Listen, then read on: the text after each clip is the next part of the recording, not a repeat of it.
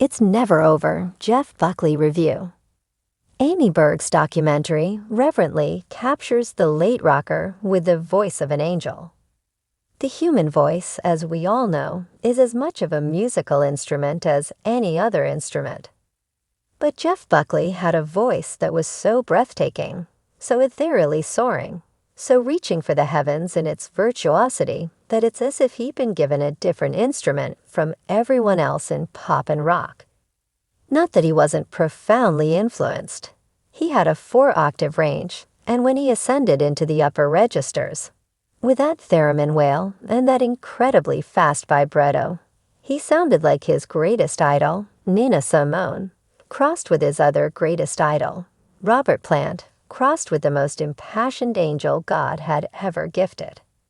In It's Never Over, Jeff Buckley, Amy Berg's rapturous documentary about Buckley's extraordinary rise in the 90s and his tragically cut short life, we hear Buckley sing in every conceivable context. In clubs, in stadiums, in the recording studio, and when he's just sitting around. And as we drink in the majesty of his voice, the film lays bare a paradox about him that isn't nearly as apparent if you just listen to Grace, 1994, the only album he ever released. When you envision the quintessential Jeff Buckley sound, you tend to think of one of his slower, meditative drifting numbers, like famously his cover version of Hallelujah, which is so spellbinding in its deliberation that he seems to be weighing and burnishing every word. That's the Buckley who first wowed small audiences at Sydney, the East Village hole-in-the-wall venue. It's at 30 to 40 people, where he was discovered. Someone recalls that when he was performing at Sydney, you could hear a pin drop. But Buckley was as much of a rock and roller as he was a hipster chanteuse. In the documentary, there's a clip where someone asks him what his influences are, and he says, love, anger, depression, joy, and Zeppelin. He wasn't kidding. Robert Plant sang Way Up High because he was following in the tradition of black blues singers who sang in women's ranges as a form of empathy and seduction. Of course, Plant also used those keening high notes to express an appetite for destruction. With Buckley, his sound was even more layered. There was a side of him that wanted to sound like a woman, but he also wanted to sing like the 70s metal god, whose voice was a pure assertion of male power. When Buckley sang slow, he was lulling and hypnotic. But when he placed that voice atop an up-tempo rock and roll song, like, say, the title track of Grace, the result was every bit as transcendent. He came up in the era of grunge, but he expressed something much different, an abandon that was lyrical.